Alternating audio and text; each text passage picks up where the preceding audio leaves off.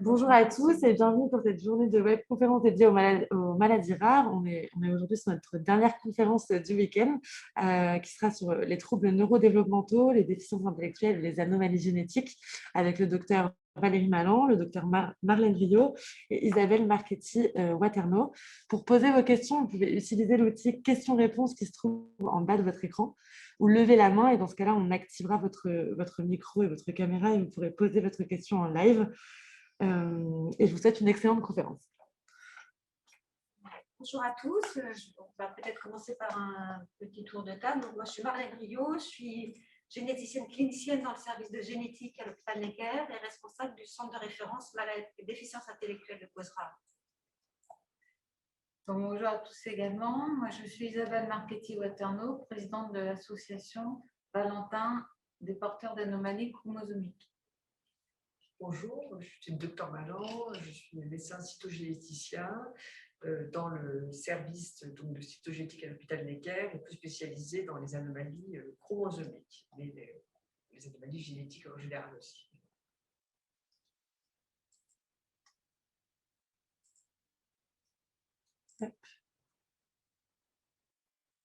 Je vais commencer avec un bref aperçu sur les troubles du neurodéveloppement. Le neurodéveloppement, c'est l'ensemble des mécanismes qui va structurer la mise en place de réseaux dans le cerveau qui sont impliqués dans différentes fonctions, notamment dans la motricité, dans le langage, dans la cognition, dans les interactions sociales. Et cette mise en place, elle se fait très tôt dans le développement de l'enfant et même avant la naissance. Et lorsque l'un de ces réseaux ou plusieurs de ces réseaux dysfonctionnent, apparaissent des troubles, et c'est ce qu'on appelle les troubles du neurodéveloppement. Et on a 6 grands groupes de troubles du neurodéveloppement, que vous voyez là dans les cercles, avec notamment les troubles du développement intellectuel.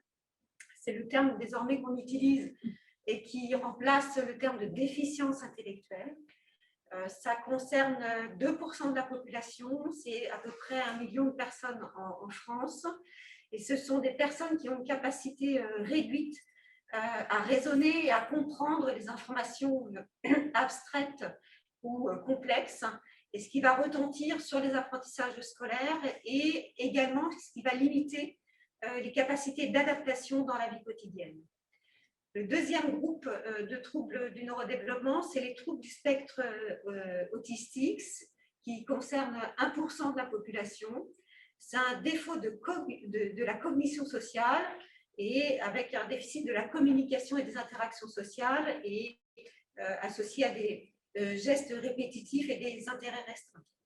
Puis ensuite, on a le trouble spécifique du langage oral où là, c'est la fonction d'acquisition et d'utilisation du langage oral qui est perturbée, alors même que les capacités cognitives sont préservées. Et puis, on a ensuite les troubles du développement de la coordination qu'on appelle la dyspraxie, qui est une maladresse gestuelle, où on a une lenteur ou une imprécision pour exécuter des tâches motrices. Ce qu'on appelle le TDAH, le trouble déficit de l'attention avec ou sans hyperactivité, est lui aussi un trouble du neurodéveloppement. Et c'est des difficultés à rester attentif, à se concentrer, à mener une tâche, à exécuter une tâche jusqu'à son terme. Et puis enfin, on a les troubles spécifiques des apprentissages avec la dyslexie, la dyscalculie, la dysorthographie. Alors ces troubles, ils sont souvent précoces, en tout cas, ils surviennent lors de la trajectoire développementale de l'enfant. Ils sont durables. Leur sévérité peut être variable d'une personne à l'autre, mais ça entraîne un retentissement important sur le fonctionnement de la personne, que ce soit son fonctionnement personnel, social, scolaire et plus tard professionnel. Et souvent, ces troubles, ils s'associent les uns avec les autres. Pour une même personne peut avoir plusieurs troubles. Et on a notamment 30 à 40% des personnes qui ont un trouble du spectre de l'autisme qui ont également un trouble du développement intellectuel. Alors, à Necker, on a plusieurs services qui sont impliqués dans le dépistage, le diagnostic et la prise en charge des troubles du neurodéveloppement, avec le service de neuropédiatrie, la pédopsychiatrie, la radiologie et le service de génétique. Et effectivement, les troubles du développement intellectuel et les troubles du spectre autistique, c'est une cause très importante de consultation dans le service de génétique. Et notre tâche va être d'identifier, quand elle existe, la cause génétique qui est à l'origine de ces troubles. Et puis, on a aussi l'Institut Imagine qui est investi dans la recherche sur les troubles du neurodéveloppement, avec des personnes qui travaillent à l'identification de facteurs génétiques qui sont à l'origine de ces troubles.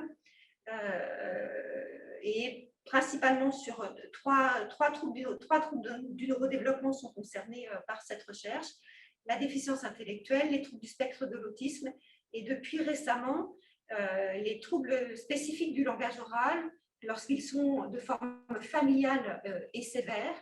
Et ça se fait en lien avec le docteur Schlumberger-Agarsch. Alors, ces troubles, je disais tout à l'heure qu'ils étaient fréquents, hein, c'est 2% de la population pour la déficience intellectuelle, 1% pour l'autisme. Ils sont fréquents, mais en fait, c'est les causes génétiques qui sont individuellement rares. Et identifier la cause d'une déficience intellectuelle ou d'un trouble du spectre autistique, c'est un moment important dans le parcours du patient et de sa famille. D'abord parce que ça permet de nommer la maladie, de répondre à la question du pourquoi. Souvent, ça peut mettre un terme à des années d'errance diagnostique.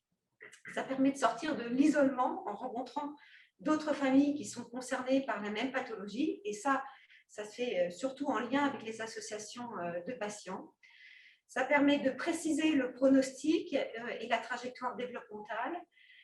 Ça permet de mettre en place un suivi médical approprié, un suivi socio-éducatif. Ça permet de prévenir les surhandicaps et puis un jour, on l'espère, dans les prochaines années, d'accéder à des protocoles thérapeutiques lorsqu'ils existeront. Et puis enfin, pour les parents et les apparentés, d'avoir un diagnostic génétique, ça permet de répondre à la question du conseil génétique et ainsi de préciser le risque de récidive, parce que ce risque de récidive, il ne peut être estimé que lorsqu'on a un diagnostic de certitude. Alors donc, maintenant, c'est comment diagnostiquer une cause en fait génétique. Alors je vais prendre quelques bases de génétique fondamentales pour ceux qui ne sont pas effectivement familiers avec la génétique biologique. Donc en fait, on est tous constitués de milliards de cellules et dans chaque cellule, on a 46 chromosomes qui sont tous classés par paire, puisqu'il y a un chromosome qui vient du père et un chromosome qui vient de la mère. Donc, chaque chromosome, comme vous pouvez le voir sur cette diapositive, en fait, c'est constitué d'une double hélice d'ADN.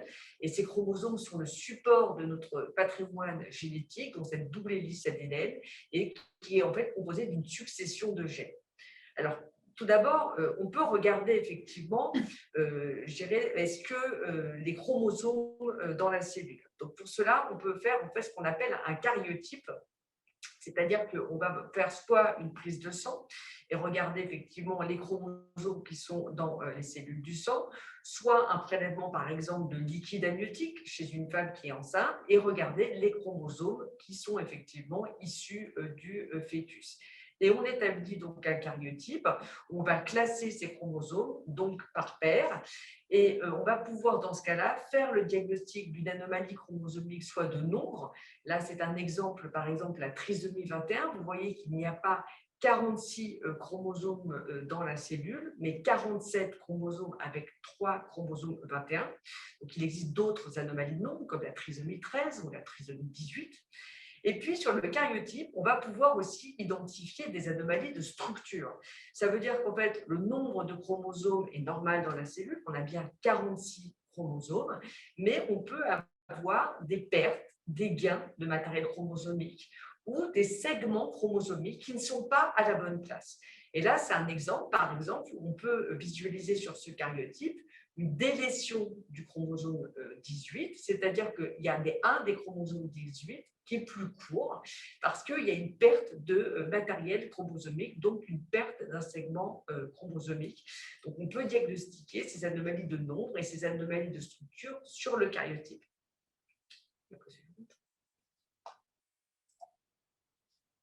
Alors, pour qu'une anomalie soit visible sur le karyotype, effectivement, il faut qu'elle ait une certaine taille, une anomalie de structure. Vous voyez que tout à l'heure, avec l'exemple de la délétion du chromosome 18, il faut qu'on puisse la visualiser, donc il y ait quand même une taille suffisante.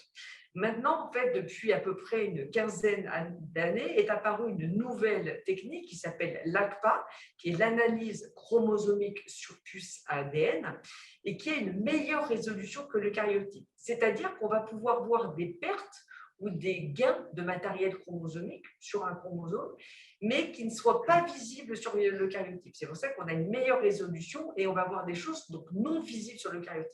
Ça a été un apport majeur dans le diagnostic des anomalies génétiques chez les patients avec des troubles du neurodéveloppement, puisque ça permet d'augmenter le taux diagnostique d'environ 15%, c'est-à-dire des patients qui avaient karyotype normal et pour lesquels on a pu identifier une anomalie chromosomique grâce à l'ACPA. Donc, on voit qu'avec l'ACPA, on va détecter effectivement des pertes et des gains de matériel de segments chromosomiques qui vont impliquer généralement plusieurs gènes, comme vous pouvez le voir sur la diapo, et donc, comme je vous le disais, non visibles sur le karyotype. Par contre, on ne voit pas effectivement si on a une anomalie dans un gène, ce qu'on appelle des mutations dans un gène. C'est-à-dire que dans ce cas-là, il va falloir faire d'autres techniques, ce qu'on appelle des techniques de séquençage du gène. Dans cette situation, contrairement effectivement karyotype, ACPA, c'est des gains et des pertes de matériel génétique qui vont impliquer un ou généralement beaucoup, effectivement plusieurs gènes, mais s'il y a une faute de frappe dans le code génétique au niveau d'un gène, on ne va pas le voir et donc il va falloir faire un séquençage du gène en particulier pour pouvoir détecter cette faute de frappe et la mutation au niveau d'un gène. Alors maintenant, en fait, depuis peu, il y a eu un bond majeur grâce effectivement aux nouvelles technologies dans le diagnostic justement des anomalies génétiques associées aux troubles du neurodéveloppement, puisque maintenant on peut faire un séquençage haut débit des gènes en fait de notre génome. C'est-à-dire qu'avant, on devait séquencer un gène en particulier si on avait une idée particulière, un diagnostic, on supposait effectivement cliniquement un gène en particulier qui était impliqué et c'était des techniques longues et fastidieuses. Grâce au séquençage haut débit, maintenant, on peut, en 24 heures, séquencer tout, effectivement, le génome d'un individu et séquencer les 20 000 gènes dont on est effectivement porteur. Et grâce effectivement à cette nouvelle technologie, on peut maintenant avoir, grâce au séquençage haut débit de génome, un taux de diagnostic qui va jusqu'à 60%. Et donc, actuellement, il y a 2 plateformes de séquençage qui ont été implémentées au niveau national, une plateforme Oragène dans le sud de la France, une plateforme en Île-de-France qui est la plateforme Sequoia, où justement les patients maintenant peuvent bénéficier de ces nouvelles technologies avec un séquençage au débit de génome. Quelle différence entre exome et génome? Exome veut dire qu'en fait, ce sont les séquences codantes, c'est les gènes, en fait, plus particulièrement, qui vont être séquencés. La partie codante, effectivement, des gènes. Génome, donc c'est ces 20 000 gènes, mais vous voyez que les 20 000 gènes, c'est que à 2% de notre génome. Et grâce au séquençage au début de génome, on séquence effectivement les gènes, mais entre aussi les gènes. Et là, on va pouvoir détecter maintenant, avec le séquençage au débit de génome, aussi bien une faute de frappe dans un gène, ou à côté, effectivement, dans les séquences intergéniques entre les gènes, mais on peut dépister et diagnostiquer, je veux dire, les anomalies aussi chromosomiques grâce à ces nouvelles technologies. Et c'est vrai que maintenant, ces patients vont pouvoir bénéficier de ces nouvelles technologies grâce à ces plateformes de séquençage et pouvoir avoir un taux de diagnostic qui est extrêmement important, près de 60%.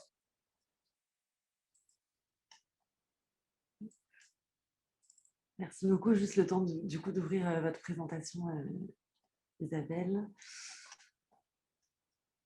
Je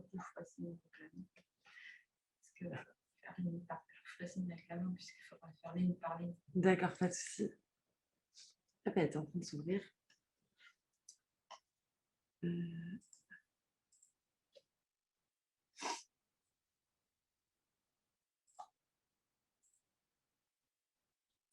Est-ce que vous la voyez? Oui. Allez. Donc, on peut y aller. Hop. Donc, cette association, elle a été créée par des parents, puisque nous sommes les parents de Valentin, qui était porteur d'une anomalie chromosomique. Également parce que le conseil d'administration, lui, est composé uniquement de parents touchés par des anomalies chromosomiques. Et elle est dédiée effectivement pour les parents qui sont concernés par de telles maladies génétiques afin de les aider. Alors, elle est complémentaire au corps médical puisqu'elle intervient après l'annonce du diagnostic. C'est rare qu'elle intervienne pendant la phase d'errance diagnostique. Quand ça arrive, dans ces cas-là, on redirige les familles vers les centres de référence maladies rares afin qu'elles puissent quand même être guidées et puis être aidées. Alors, au fil du temps, on a dû mettre en place pour pouvoir aider les familles différentes choses afin qu'on puisse répondre à leurs aux différents besoins pour les aider. Alors, il y a eu en premier lieu un centre d'appel qu'on a mis en place afin d'écouter, soutenir, informer, expliquer ou réexpliquer ce qu'elles n'avaient pas compris lors du conseil génétique selon chaque contexte. Alors, c'est vrai que 3/4 des appels concernent le handicap, le cas restant se répartit vraiment de façon équivalente entre perte d'enfants, deuil périnatal et infertilité. Ce premier appel, il dure souvent très longtemps, 1 heure à 2 heures, parce qu'il nous faut absolument bien identifier ce dont ont besoin les familles. Il faut déjà qu'elles posent leur valise, entre guillemets, et il faut qu'on identifie est-ce qu'elles ont besoin d'informations plus médicales sur le diagnostic qui vient d'être posé, est-ce que c'est plus pour des droits, est-ce que c'est plus pour l'orientation scolaire, professionnelle, et puis aussi en fonction du contexte, parce que si c'est une femme enceinte, si c'est un enfant qui est jeune, si c'est un adolescent ou un adulte, on ne va pas apporter les mêmes informations et on ne pourra pas donner la même réponse. Donc, c'est pour ça que le premier appel est vraiment très long. Alors, une des questions récurrentes qui va arriver, c'est justement la mise en contact avec d'autres familles. Elles veulent à tout prix au départ, et c'est une quête qui est récurrente, retrouver un même cas comme elle, si possible adulte, pour pouvoir se projeter. Mais nous, il va falloir qu'on fasse très attention à cela, parce qu'il y a la variabilité d'expression. Et puis, il faut voir à quel niveau elles sont au niveau de leur cheminement. Est-ce qu'elles sont prêtes à partager ou pas? Si elles sont en phase d'annonce, c'est rarement le cas. Donc, on regarde s'il y a des groupes de familles qui sont, on va dire, sur la même anomalie chromosomique ou pas, si on est sur le même type de conséquences ou pas, et si elles peuvent partager pour rompre l'isolement dans lequel elles sont plongées. Si ce n'est pas le cas, de toute façon, elles vont vite se rendre compte qu'au travers d'autres moyens, notamment la liste de diffusion ou les journées des familles, elles pourront le faire. Alors justement, cette liste de diffusion, elle est modérée, privée. Elle est là pour que les familles puissent partager entre elles, quelle que soit l'anomalie chromosomique. Alors c'est vrai qu'au départ, on avait un forum qui était ouvert à tous, mais qu'on a fermé parce que des personnes mal intentionnées y intervenaient. Et donc, c'était très délétère pour ces familles qui ont tant besoin de soutien. Un site d'information est fait. Il est là juste pour informer. Après, nous avons justement ces journées dont je vous ai dit quelques mots. Il y en a une première qui est d'information avec le corps médical. Alors, il y a des présentations avec 2 grands incontournables. C'est justement la partie génétique qu'on vient d'évoquer et la partie sur les troubles du neurodéveloppement, parce que forcément, sur les anomalies chromosomiques, on ne coupe pas. Il y a d'autres thèmes qui sont abordés un peu plus en profondeur, par exemple l'épilepsie ou les troubles du spectre autistique. Et puis après, il y a tout ce qui est partie prise en charge. Alors, on peut aborder l'ergothérapie, la communication alternative ou la psychomotricité pour que les familles comprennent ce que ça peut apporter, et puis la recherche. Et puis, pour pouvoir aider ces familles, il y a d'autres choses qui sont faites, c'est justement ces journées informelles pour les familles, uniquement pour ça, avec des sorties, pour qu'elles puissent avoir un temps d'échange et de partage uniquement entre elles. Alors, il est évident qu'avec le Covid, depuis 2020, nous sommes obligés de tout faire en visioconférence. On s'est rendu compte au fil du temps qu'il fallait absolument adapter l'information et produire des documents en les vulgarisant.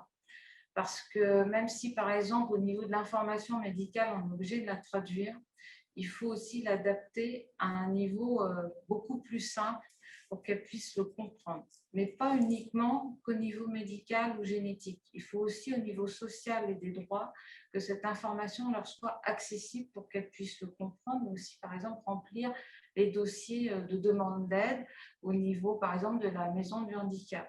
Donc, tout ça passe au travers du bulletin, des guides, des livrets, des brochures. Après, on fait aussi maintenant des formations. Alors, par exemple, pour la partie génétique, ça va être avec l'école de l'ADN sur 3 jours. Avec l'INSERM Association, ça va être une journée, par exemple, pour les troubles du neurodéveloppement, la recherche, les troubles cognitifs. Et pour les gens qui accompagnent au niveau du conseil d'administration, ça sera au diplôme universitaire d'accompagnement ou bien avec l'Alliance Maladies Rares, par exemple, pour la formation à l'écoute. Alors, tout ce qui est recherche, dès qu'on a des informations sur des programmes qui nous concernent, on fait un relais d'informations via un publipostage. Mais on sait aujourd'hui qu'on a au sein de l'association des groupes de familles qui sont concernés, par exemple, par l'isodysenterie 15, parce qu'on a 90 familles, mais on a d'autres groupes de familles où ils sont 40, qui voudraient également qu'on initie de la recherche. Donc là, on va être obligé de changer d'approche à cause de ça. Et puis également, nous faisons partie du comité de pilotage de 2 filières de santé maladies rares, handirares et déficience. On participe également à celui sur les maladies endocriniennes, qui est Firmando. Le but, là, c'est d'informer sur les besoins, actions, rôles, recherches, au niveau des associations, puisque c'est notre but, mais également faire monter, nous, les informations de notre association. Et puis, on participe à des missions que sont les protocoles nationaux de diagnostic et de soins, les cartes urgences, les fiches qui sont faites ou tout autre document, et on participe à la relecture. Alors, quelques chiffres clés de l'association en 27 ans. On a quand même 5800 familles pour 2400 anomalies chromosomiques différentes. Alors, c'est vrai qu'elles sont souvent rares ou ultra rares, mais on en a une quarantaine qui regroupent des anomalies chromosomiques de 20 à 120 patients à peu près. 20% sont héritées et à l'inverse de ce qu'on observe en temps normal, 93% concernent des anomalies de structure. Alors, les comptes rendus concernent des anomalies chromosomiques rares ou des anomalies des chromosomes sexuels. Nous avons un guide ressources. Après, je vous ai évoqué déjà le site et la liste de diffusion. On en est à 102 bulletins trimestriels. On a 15 livres de témoignages et 18 anomalies chromosomiques. 80 plaquettes et livrets spécifiques qui sont toujours validés par le conseil médical ou des généticiens. On a 3 journées par an. Les formations, je vous en ai parlé. Et puis, on a un conseil médical qui est constitué de 14 médecins. Je vous remercie de votre attention et je reste à votre écoute, bien sûr, si vous avez des questions. Merci beaucoup. Du coup, on va pouvoir passer aux questions, effectivement. Justine, je te laisse. Alors, juste, il y avait tout à l'heure Céline Marly qui a levé la main pendant un temps. Donc, n'hésitez pas à relever la main si vous avez une question à poser. On pourra activer, autoriser votre micro. En attendant, on va poser les questions qui ont été posées dans le chat. Donc, il y avait une question, vous avez déjà répondu en partie, mais on va quand même la reposer. Doit-on séquencer l'entièreté du génome pour distinguer l'ensemble des troubles Alors, maintenant, effectivement, la proposition, c'est de faire un séquençage du génome entier, d'accord ? C'est-à-dire séquencer les gènes et entre les gènes. Le problème, c'est que la problématique actuellement réside dans l'interprétation en fait, de ces données génétiques. Ce n'est pas aussi simple. On n'est pas dans le noir et le blanc, et c'est de dire on trouve quelque chose, ça y est, c'est forcément causal. Donc, interpréter des variations génétiques dans un gène, on y arrive, et encore, il y a des situations où c'est compliqué, et on n'est pas sûr que cette variation soit causale et responsable de la maladie. Mais identifier des variations entre les gènes, c'est encore plus compliqué. Voilà.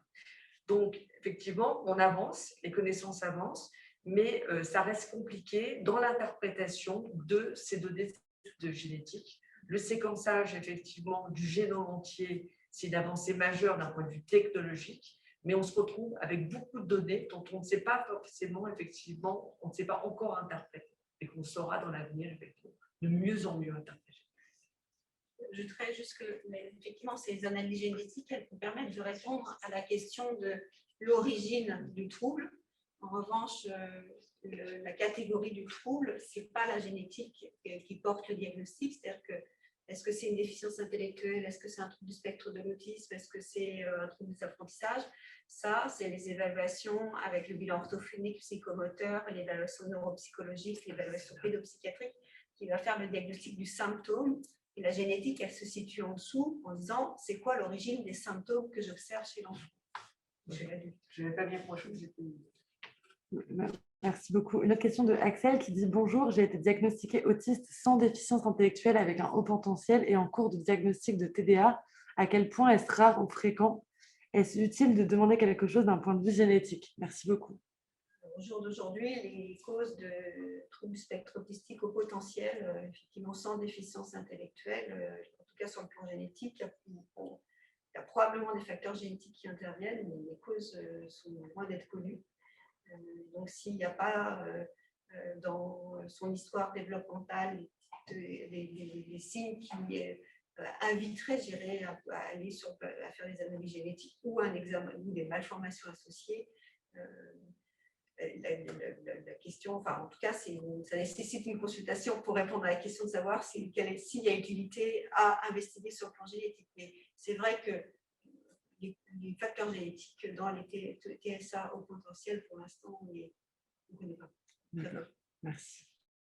Ça rejoint effectivement une question de Lola qui demandait si ces troubles du neurodéveloppement étaient toujours génétiques ou pas. Non, bien sûr que non. Il y a des facteurs environnementaux.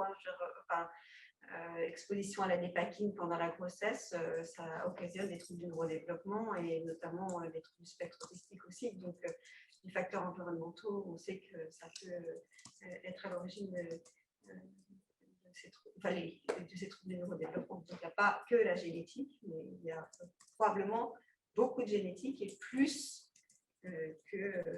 qu'on ne le pense. C'est-à-dire qu'on voit bien que les années passant et les tests évoluant, on est à un taux de diagnostic qui est beaucoup plus important. On est passé en quelques années de 20 à 42% cette dernière année. Et on avait une personne aussi qui demande la différence entre les chromosomes et l'ADN pour mieux comprendre Les chromosomes, comme je montrais effectivement sur la diapo, c'est constitué de cette double hélice ADN. D'accord? Donc, en fait, schématiquement, effectivement, cette double hélice ADN constitue les chromosomes. Et sur les chromosomes, il va y avoir, c'est effectivement les gènes. C'est-à-dire que la double hélice ADN, il va y avoir les gènes qui auront chacun leur petite séquence propre. C'est comme s'ils avaient un code d'entrée qui leur a été propre. Et quand, effectivement, il y a une mutation, voilà, on voit bien, effectivement, sur ce schéma, on voit une cellule.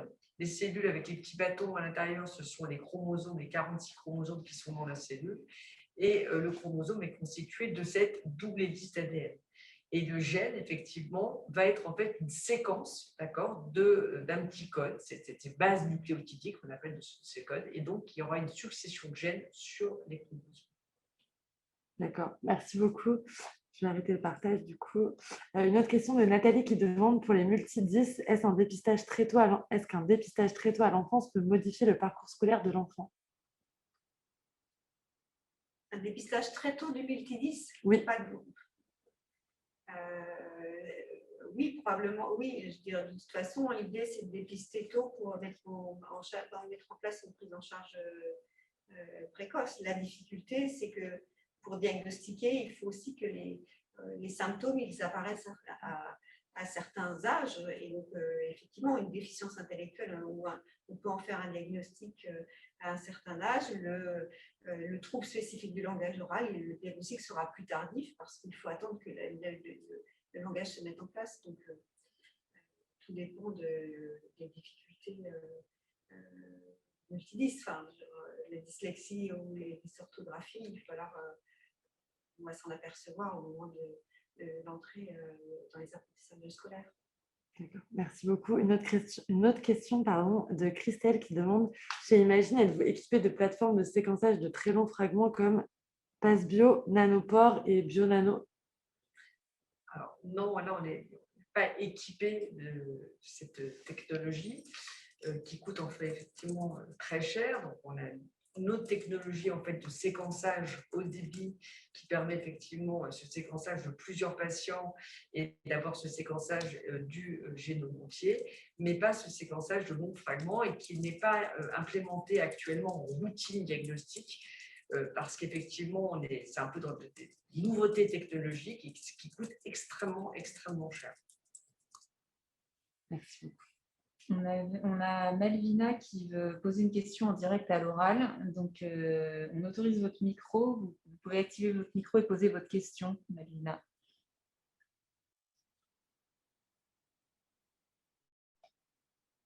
Il faut que vous activiez votre micro en bas de votre écran.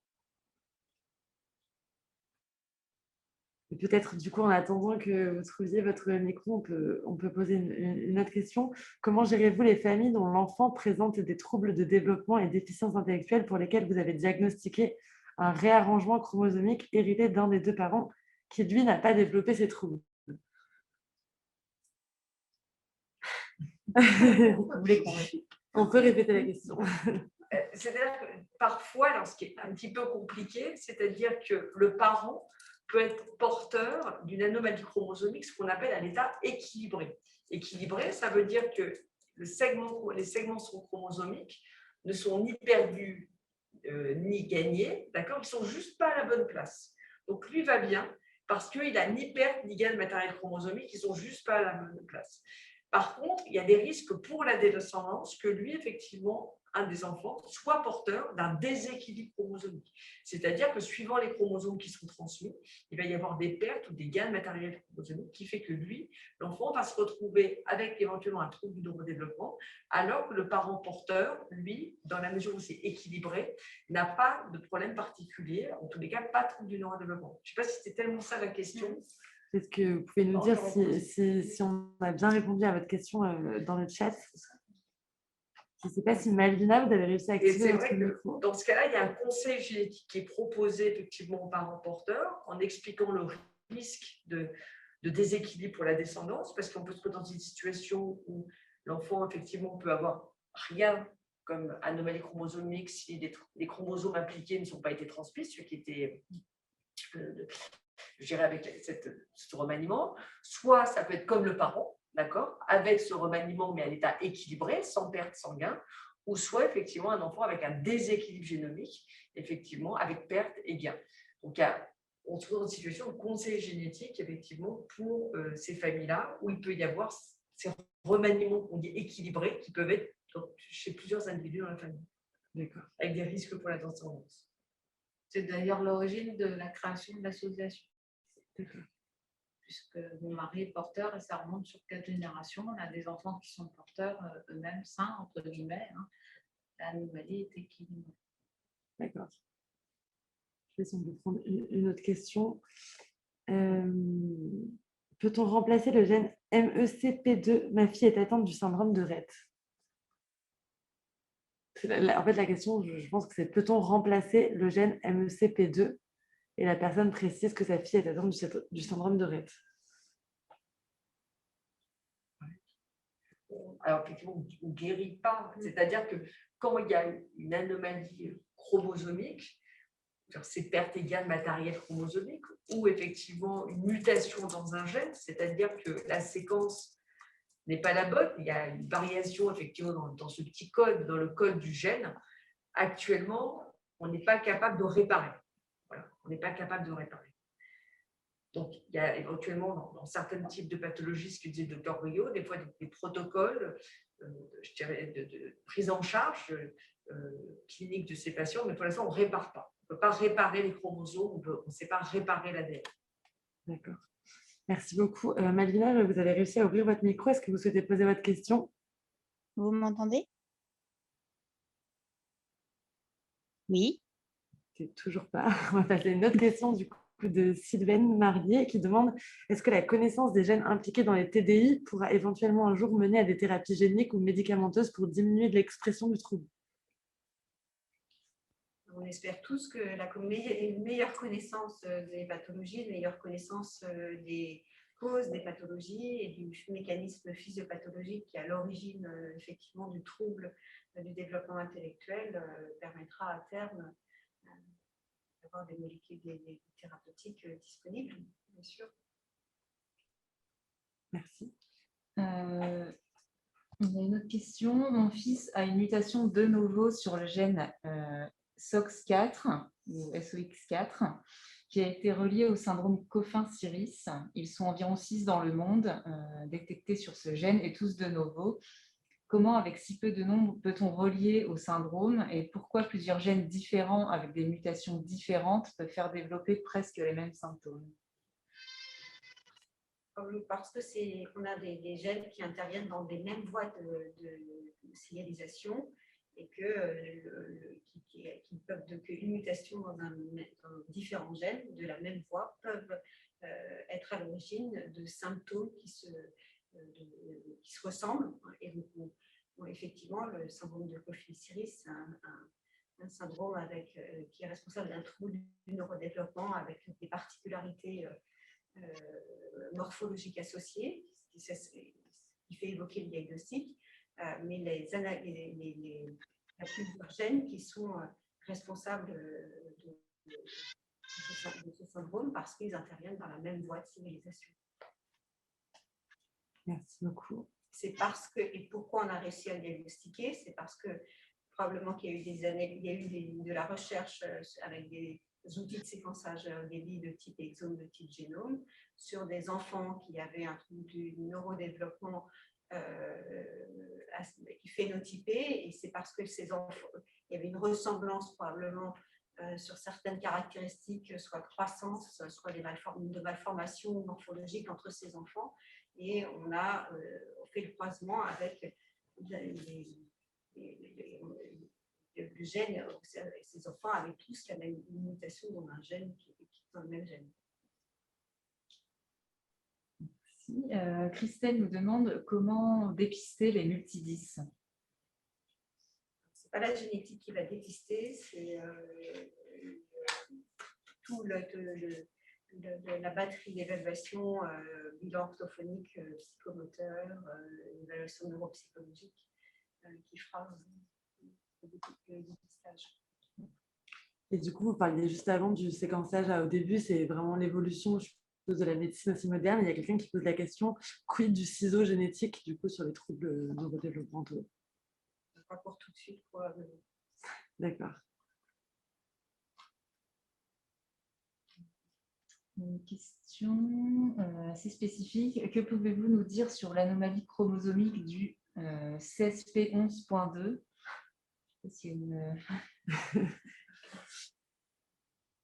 Le problème, c'est c'est-à-dire que c'est laquelle, il y en a plusieurs en CSP, ça s'appelle des délétions, des duplications. L'idée, c'est qu'effectivement, il y a eu, par l'ACPA, l'analyse chromosomique sur puce ADN, on a pu mettre en évidence des délétions, donc pertes, ou des duplications, donc des gains de matériel chromosomique qui sont dans des régions, et c'est identique chez des patients.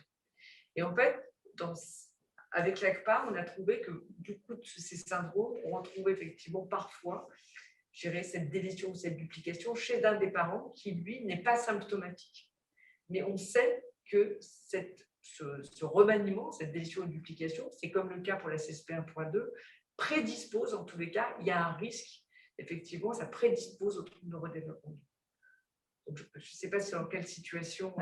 Elle nous précise micro-délétion, mais qui est survenue de novo. Peut-être. Mais Malina, c'est vous aussi qui essayez de parler, je crois. Peut-être que oui, vous pouvez avec nous votre dire à micro. l'oral, ce sera peut-être plus simple.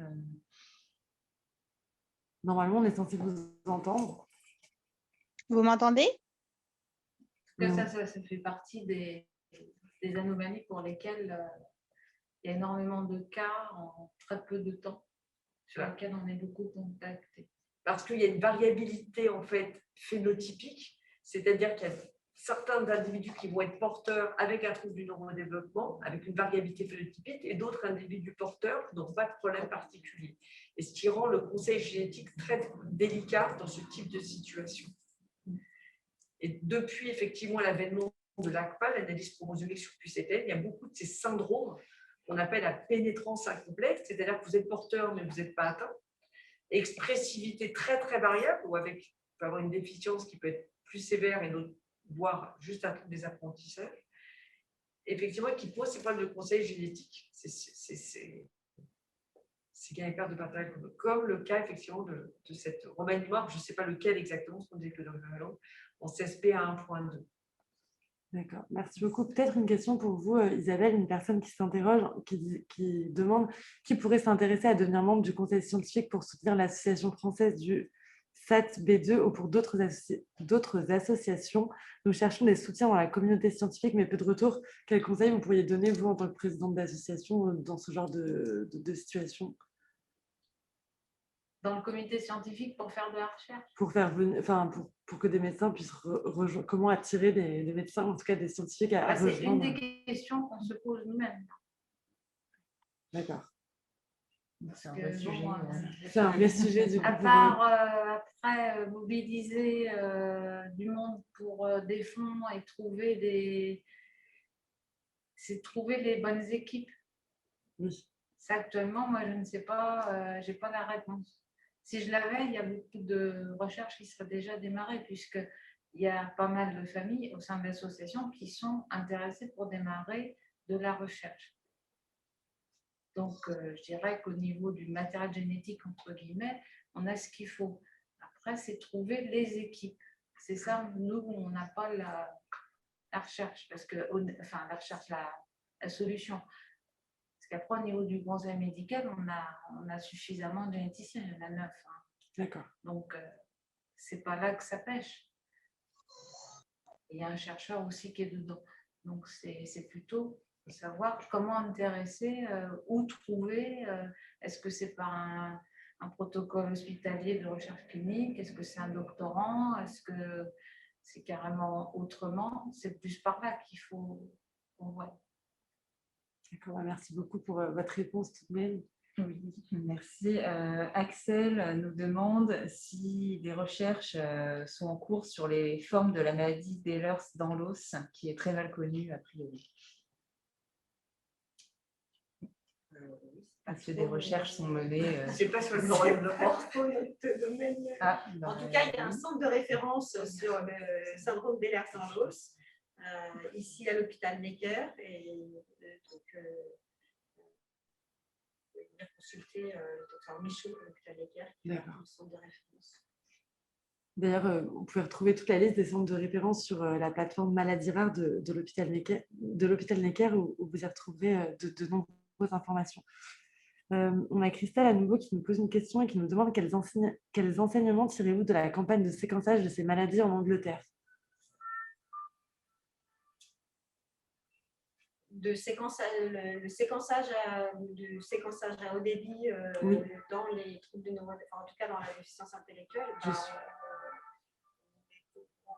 On aurait bien aimé y avoir accès beaucoup plus tôt au vu des résultats anglais qui avaient montré que ça permettait un taux de diagnostic très important et avec une diagnostic beaucoup plus rapide assez rapide. Et donc c'est aussi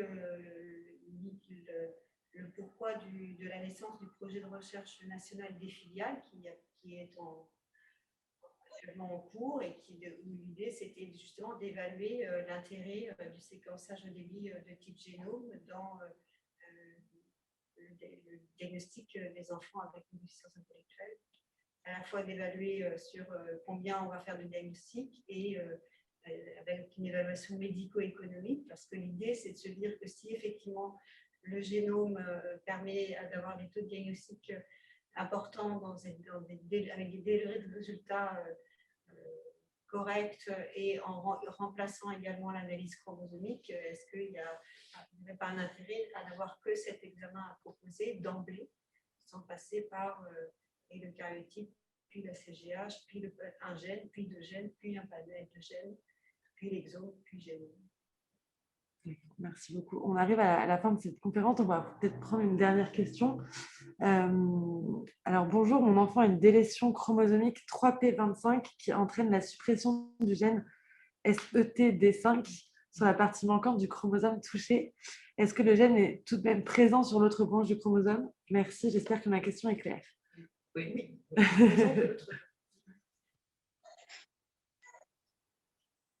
Je regarde s'il y a une autre question qui arrive entre-temps. Et sinon, on est pile dans les temps.